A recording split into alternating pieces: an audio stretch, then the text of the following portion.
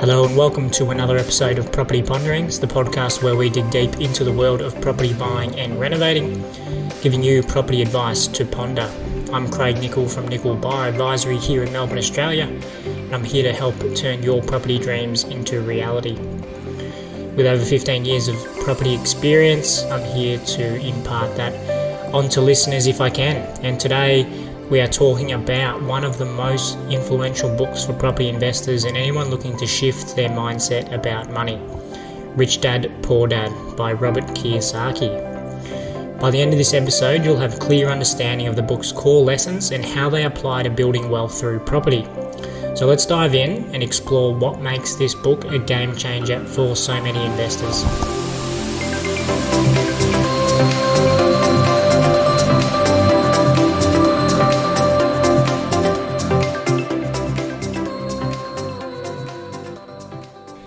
Right, let's start by just explaining the premise of Rich Dad, Poor Dad before we get into the lessons. So Rich Dad, Poor Dad is more than a book. It's a mindset shift. Kiyosaki contrasts the financial philosophies of his two dads. His biological father, the poor dad, was a well-educated government employee who followed traditional advice to get a good education, work hard, save money and avoid risk. Despite earning a good salary, the poor dad struggled financially. On the other hand, his father's friend, the rich dad, lacked formal education but had a wealth-building mindset. He taught Kiyosaki that the key to financial success lies in understanding the differences between assets and liabilities and using money as a tool for wealth creation. The premise sets the stage for Kiyosaki's core lessons, which challenge conventional financial wisdom. Alright, so let's get into the lessons. So lesson number 1, the importance of financial education. Kiyosaki emphasizes that formal education doesn't teach us how to manage money. This gap in our knowledge often leads to financial struggles, even for high earners. Instead, he argues for self-education in areas like investing, tax strategies, and understanding cash flow. For property investors, this means learning the market, diving into local property trends, government policies, and financing options. It also means understanding your cash flow. Positive cash flow can generate income that grows over time, a step towards financial freedom. The other thing that it teaches property investors is about leveraging tax advantages. In Australia, for instance, property investors can benefit from depreciation and negative gearing, reducing taxable income. As Kiyosaki says, the single most powerful asset we all have is our mind. Lesson number 2. The difference between assets and liabilities. One of the book's cornerstone lessons is defining assets and liabilities. Kiyosaki simplifies it. Assets put money in your pocket, like rental properties or businesses. Liabilities take money out of your pocket, like a personal car or a big home with high maintenance costs. Many people believe that their home is their greatest asset, but unless it generates income, Kiyosaki would classify this as a liability. So for property investors, this means focusing on acquiring properties that generate consistent, reliable cash flow. Instead of stretching a budget to buy the biggest house, consider investments into residential rental properties in high-demand suburbs, commercial properties with long-term tenants, or land with development potential to build up cash flow eventually. It's not about how much you earn, it's about how much you keep and grow. And I think that this lesson on assets and liabilities is an important one, but I'd also like to mention that there are some nuances in its application in regards to cash flow, especially when is the property generating cash flow? Is it immediate or is it later on? Now, I don't believe that just because an asset isn't providing cash flow at the start, that it won't provide a reliable stream of cash flow later on. And so I think that's a small nuanced difference between what's expressed in this book in its simplified form of what's putting money in your pocket and what's taking it out, but also, what is an asset. And I think that the controversial one for people in Australia is whether the home really is an asset or a liability. And I think even within different people and different homes, there are variances. I think that some homes are assets, but also some homes are liabilities depending on the quality of the assets you have. And I know that there are some differences between how Americans view homes and how Australia has a view on home and living, and the way that asset prices are pushed up over here compared to over there for people that are chasing their family home.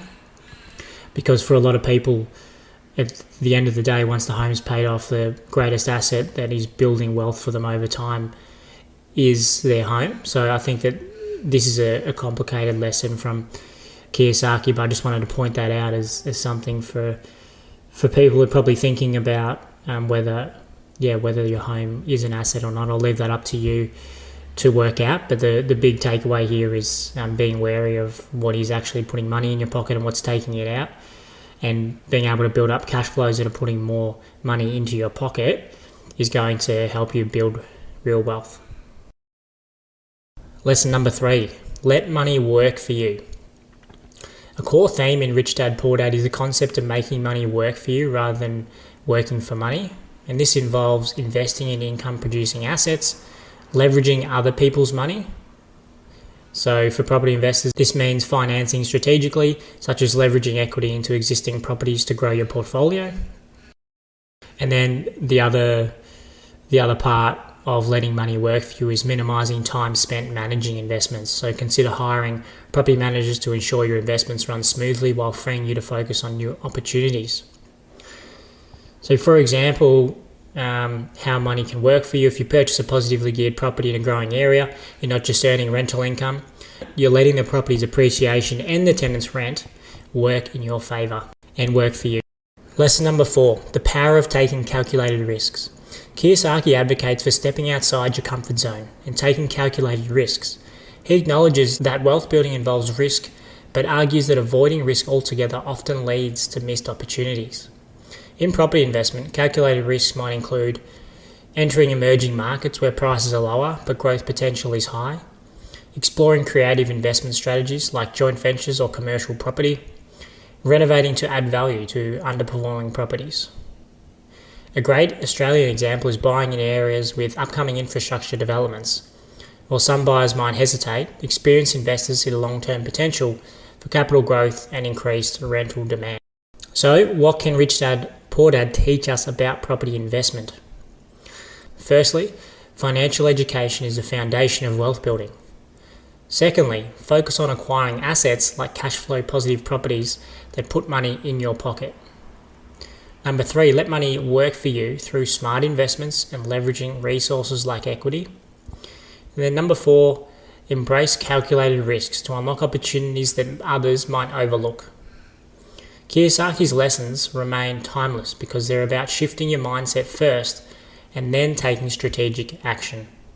So there you go, a quick summary of Rich Dad Poor Dad and a few of the key lessons. I know that this book's played a major role for me early on in shifting my mindset to building assets and changing my investment mindset. And so I wanted to share that with everyone. I know that a lot of people would have already read this book, but I think that having a reminder of the 4 key lessons can never hurt.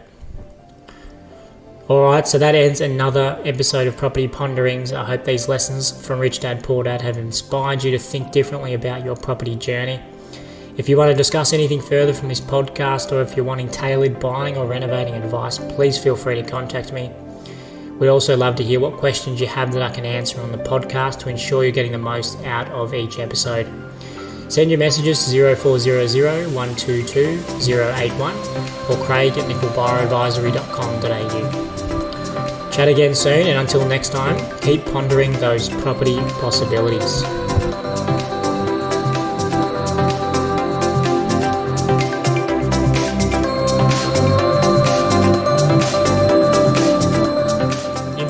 Provided in this podcast for general information purposes only and does not constitute financial, legal or professional advice. While we aim to provide accurate and up-to-date information, every property transaction and investment is unique and should seek the advice of a qualified professional before making any financial decisions. The opinions expressed in this podcast are our own and are not a substitute for tailored advice from a financial advisor or a real estate professional. We encourage you to consult with a qualified expert who can address your specific needs and circumstances.